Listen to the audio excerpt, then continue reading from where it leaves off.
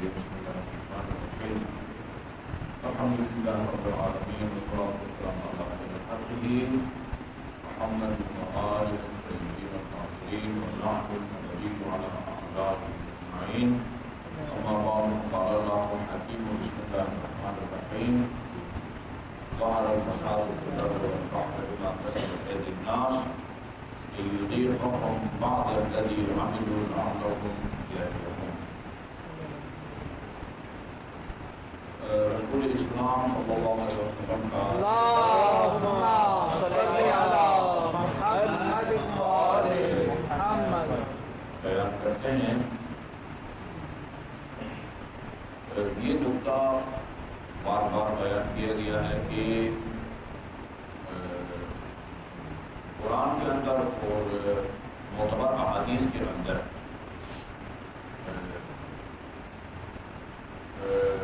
یعنی اس دنیا میں رونما ہونے والے خوشگوار اور ناخوشگوار جو واقعات ہوتے ہیں وہ ہمارے کچھ اعمال کا نتیجہ ہوتے ہیں. بعض خوشگوار واقعات ہمارے اعمال کا نتیجہ ہوتے ہیں، بعض ناخوشگوار واقعات ہمارے وہ اعمال کا نتیجہ ہوتے ہیں.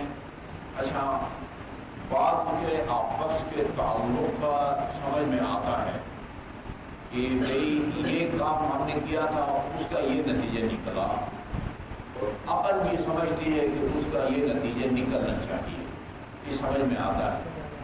بعض کا سمجھ میں نہیں آتا، بعض کا سمجھ میں نہیں آتا.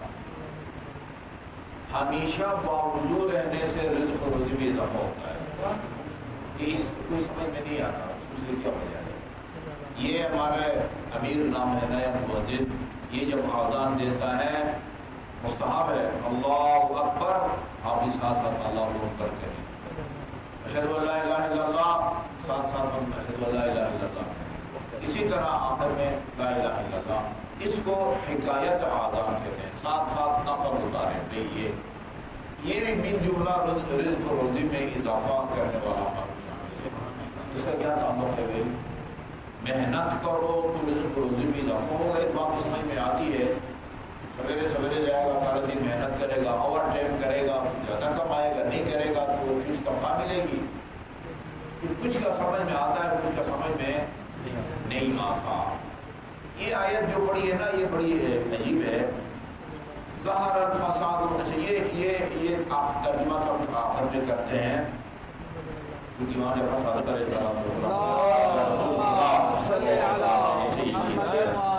رسول خدا نے فرمایا ہے اذا ظہرت فی امتی 10 خصال عاقبہم اللہ بعشرۃ. یہ جب میری امت میں 10 خصلتیں، 10 برائیاں جب میری امت میں ظاہر ہوں تو اللہ تعالیٰ ان کو 10 قسم کے جو ہے نا وہ عذاب سزا سے دوچار کر دیتا ہے.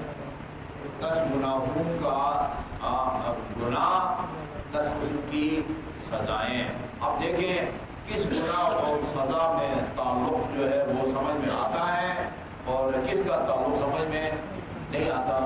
جس کا تعلق سمجھ میں آتا ہے اس کو بھی آمنا و سلمنا، خدا کا حکم سمجھ کے ماننا ہے، باور کرنا ہے، سوچنا نہیں ہے. مانو سوچو نہیں، مانو سوچنا نہیں ہے بلکہ ماننا ہے. اور اللہ نے کہہ دیا ہے، رسول نے کہہ دیا ہے، تو اس کا یہ نتیجہ ہوگا اور اس کا یہ نتیجہ ہوگا. اب دیکھیں، ہو سکتا ہے سب کا تعلق سمجھ میں آ جائے، ہو سکتا ہے بات کا تعلق سمجھ میں آئے، بات کا تعلق سمجھ میں نہ آئے. وما قیل وما ہی یا رسول اللہ، وہ کون سے 10 گناہ ہیں کہ جن کی اللہ تعالیٰ 10 سزائیں دیتا ہے. نمبر 1، اذا قللوا الدعاء نزل البلاء. معاشرے کے اندر جب دعائیں کم مانگی جاتی ہیں تو پھر بلائیں نازل ہوتی ہیں. دعا نہ کرنے کے نتیجے میں اللہ تعالیٰ بلا، قرآن نے بلا، ابتلا، یہ بھی بڑا مفصل جو ہے نا وہ یہ چیپٹر ہے، بلا. یہ ایک ابن حشام اسکافی گزرا ہے، اس کی کتاب ہے التمحیص۔ میں نے بعض اہل منبر سے سنا اور پھر یہ چیٹ کے ذریعے میں نے اس کی تحقیق کی ہے۔ انتہائی مفید کتاب ہے۔ ابھی ارادہ میں نے یہ کیا ہے کہ نجف یا قوم سے منگاؤں گا اور میں اس کا ترجمہ کروں گا۔ التمحیص کا مطلب آزمائش ہے، بلا ہے، مختلف بیماریوں کے ذریعے، فقر و غربت کے ذریعے اللہ تعالیٰ انسان کو جو آزماتا ہے، عزیزوں کے فراق کے نتیجے میں اللہ تعالیٰ وہ کرتا ہے، وہ اس کے بارے میں لکھی گئی ہے کہ بلاؤں کا فائدہ کیا ہے، بلاؤں کا مبتلا آدمی کو اس سے کیا فائدہ پہنچتا ہے۔ پوری کتاب کا موضوع یہی ہے۔ التمحیص تین میم ہے یہ صاد، التمحیص ابن حشام میں اسکافی کی ہے۔ دعائیں جب کم ہوں تو نزل البلا، پھر جو ہے نا خدا کی طرف سے بلائیں نازل ہوتی ہے۔ بلا زلزلہ بھی بلا ہے، اچھا جی سیلاب بھی جو ہے نا بلا ہے، کورونا بھی بلا ہے، وہ ایک لمبی فہرست بنتی ہے۔ ایک نمبر دو، اذا ترکوا الصدقات کثرت الامراض، صدقہ دینے کا ریشو کہتے ہیں نا، ریشو، صدقہ دینے کا جو ہے نا ریشو کم ہو جائے تو اس کے نتیجے میں بیماریاں بڑھ جاتی ہیں۔ صدقہ دینا کم کرو تو بیماریاں بڑھ جاتی ہیں۔ وَإِذَا مَنَعُوا الزَّكَاةَ هَلَكَتِ الْمَوَاشِي، لوگ جب زکوٰۃ دینا روک دیں تو پھر مال مویشی جو ہے نا وہ اس کی ہلاکت میں اضافہ ہو جاتا ہے۔ زکوٰۃ روکنے کے نتیجے میں مال مویشی جو ہے نا وہ ہلاک ہو جاتے ہیں۔ وَإِذَا جَارَ السُّلْطَانُ، اللہ تعالیٰ تمام انسانوں کو خصوصاً اسلامی ممالک کے مسلمانوں کو اس گناہ سے بچائے۔ اذا جار السلطان منع المطر، حکمران جب ظلم کریں تو اللہ تعالیٰ باران رحمت کو روک دیتا ہے، اس سے وہ بیچارہ حکمران متاثر نہیں ہوتا۔ وہ جس کی بارانی زمین ہے نا یا اٹک وغیرہ میں، وہ بیچارہ متاثر ہوتا ہے۔ وہ تو میں نے ایک وزیر اعظم کے بارے میں سنا ہے، پانی فرانس سے منگواتا تھا، پینے والا پانی جو ہے وہ کیا جی اذا جاء السلطان منع المطر، حکمران جب ظلم کریں تو پھر منع المطر۔ یہ پھر ہم سے پوچھتے ہیں کہ بھئی نماز استسقاء پڑھو، بھائی نماز استسقاء کے بجائے اس ظالم کو ظلم سے روکو جو اصل جو ہے نا سبب ہے جس کی وجہ سے یہ عذاب انسان پر نازل ہوتا ہے۔ وَإِذَا كَثُرَ فِيهِمْ الزِّنَا كَثُرَ فِيهَا فَوْتُ الْمُفَاجَعَاتِ، جس قوم میں یہ جو ہے نا بدکاری، زنا کے نام سے بدکاری جب عام ہو جائے پھر ناگہانی اموات،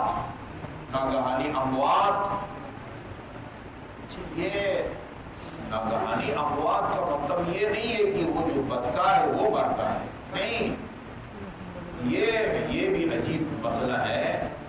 اجتماعی عذاب جب نازل ہوتا ہے ایک دو بندوں کی وجہ سے نازل ہوتا ہے، لیکن وہ اجتماعی عذاب خود ان کے اوپر نازل نہیں ہوتا، پھر وہ سب خشک و ترک کو اپنے لپیٹ میں لے لیتا ہے۔ یہ قرآن کی آیت ہے، اتقوا فتنة لا تصیبن الذین ظلموا منکم خاصہ، اس فتنہ اور اجتماعی عذاب سے بچو جو نازل ہونے کے بعد صرف ظالموں تک محدود نہیں رہتا۔ میں پہلے بیان کر چکا ہوں، کیونکہ لائیو آ رہا ہے پروگرام، اس کو بیان کرنے میں کوئی حرج نہیں ہے، کیونکہ شیخ محسن علی نجفی صاحب نے اپنی تفسیر وہ سر میں اس واقعہ کو بیان کیا ہے۔ سورہ ہے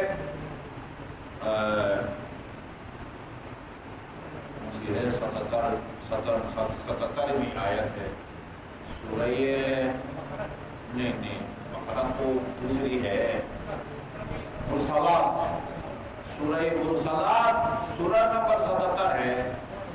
سورہ نمبر 77 کے آیت نمبر 25 اور 26 اس کی تفسیر میں ایک واقعہ لکھا ہے، اس کی ہیڈنگ یا سرخی ہے ایک عبرتناک واقعہ۔ ایک عبرتناک واقعہ۔ اچھا لکھا ہے جب 2005 میں زلزلہ آیا تو جو جاں بحق ہوئے تھے ان کو ہمارے پاک فوج کے جوان دفن کرتے تھے۔ انہوں نے لکھا یہ مولانا سبحانی ناقل ہے، پورا نام نہیں لکھا ہے انہوں نے، مولانا جعفر سبحانی، کبھی کبھی ہم یہاں مجلس کے لیے ان کو بلاتے ہیں مولانا جعفر سبحانی، شاید وہ مدرسۃ الولایہ جامعۃ الولایہ میں وہ پڑھاتے ہیں، وہ پی ایچ ڈی ڈاکٹر ہیں۔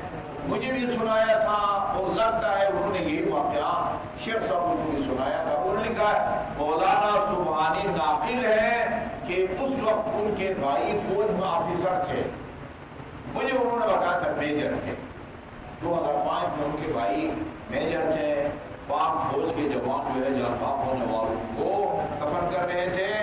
ایک بندے خدا کو جب قبر میں دفن کیا، قبر نے اس کو جس طرح سپرنگ جو ہے نا وہ اٹھا کے باہر پھینک دیا تھا۔ 2-3 دفعہ ایسا ہوا، پھر یہ پریشان ہو گئے اور اس کی میت کو اٹھا کے وہ نا اس کو دریا میں ڈال دیا۔ دریا نے بھی اٹھا کے باہر پھینک دیا اس کو۔ وہ ایک خاتون پاس کھڑی رو رہی تھی، اس سے پوچھا گیا کہ بی بی یہ کون ہے؟ یہ مرحوم کا یہ میرے والد صاحب ہیں، ان کے مجھ سے ناجائز تعلقات اور ناجائز تعلقات کے نتیجے میں میرے 3 بچے ہیں، 3 بچے۔ یہ پھر جب عذاب نازل ہوتا ہے تو صرف یہ بندہ جو ہے نا یہ دونوں لپیٹ میں نہیں آتے۔ وہ پہاڑ ہے تو پورا گاؤں بالکل صفائی حسی سے مٹ گیا۔ جی کتنے بندے تھے، کیا ہوا کوئی پتہ نہیں جو ہے نا۔ اذا کثرت زنا، جس معاشرے میں یہ عام ہو جائے۔ مجتہد کے بارے میں وہ کہتے ہیں جو وہ اپنے درس خارج کے دوران نہ کہا کہ میں ایک دفعہ اس لفظ کا نام لوں گا، آئندہ جو ہے نا وہ اس کا نام نہیں لوں گا، اشارہ کروں گا، چونکہ جب نام لیتا ہوں تو میرے جسم پر عجیب سی جو ہے نا وہ کیفیت ہوتی ہے۔ لیکن چونکہ ادھر لفظ آیا ہوا ہے اذا کثرت الزنا کثر فیہم موت المفاجات، فجأہ یعنی اچانک اور ناگہان۔ یہ جو ہے نا یہ بدکاری جب عام ہوتی ہے تو ناگہانی اموات میں جو ہے نا وہ اضافہ ہو جاتا ہے۔ وَإِذَا كَثُرَ الرِّيَاءُ كَثُرَتِ الزَّلَازِلُ، ریاکاری جب عام ہو جائے پھر وہ زلزلوں کا سلسلہ بھی جو ہے نا وہ بڑھ جاتا ہے۔ وَإِذَا حَكَمُوا بِخِلَافِ مَا أَنزَلَ اللَّهُ تَعَالَى سَلَّطَ اللَّهُ عَلَيْهِمْ عَدُوَّهُمْ، جب عدالتوں کے فیصلے اللہ کے فیصلوں کے خلاف ہوں، اس معاشرے پر اللہ تعالیٰ ظالموں کو مسلط کر دیتا ہے۔ کس عدالت کا فیصلہ قرآن و سنت کی روشنی میں ہوتا ہے؟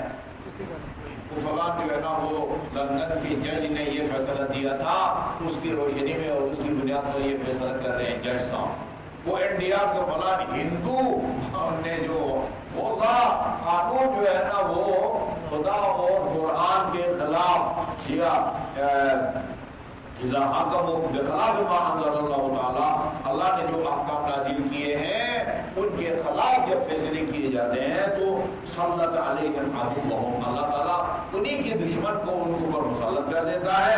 وَإِذَا نَقَضُوا الْعَهْدَ ابْتَلَاهُمُ اللَّهُ بِالْقَتْلِ، جب عہد شکنی کی جاتی ہے، وعدوں کی مخالفت کی جاتی ہے، جائز نہیں ہے، حرام ہے۔ سورہ مومنین میں اس کو حرام قرار دیا گیا ہے۔ اللہ تعالیٰ ان کو قتل جیسی جو ہے نا وہ ناخوشگوار واقعات میں مبتلا کر دیتا ہے۔ وَإِذَا طَفَّفُوا الْكَيْلَ أَخَذَهُم بِالسِّنِينِ، پتہ نہیں یہ گناہ کون سا دکاندار کرتا ہے، پوری قوم جو ہے نا وہ عذاب سے دچار ہو جاتی ہے۔ دکاندار جب سودا کم تول کے دینے لگے تو پھر قحط سالی جو ہے اور پولیس سالی جو ہے نا وہ ان کو ان کا مواخذہ کرتی ہے۔ ان کو اپنے گرفت کی رہتی ہے، یعنی خشکسالی کے نتیجے میں جو ہے نا اللہ تعالیٰ ان کا مواخذہ اور محاسبہ کرتا ہے، گرفت میں لے لیتا ہے۔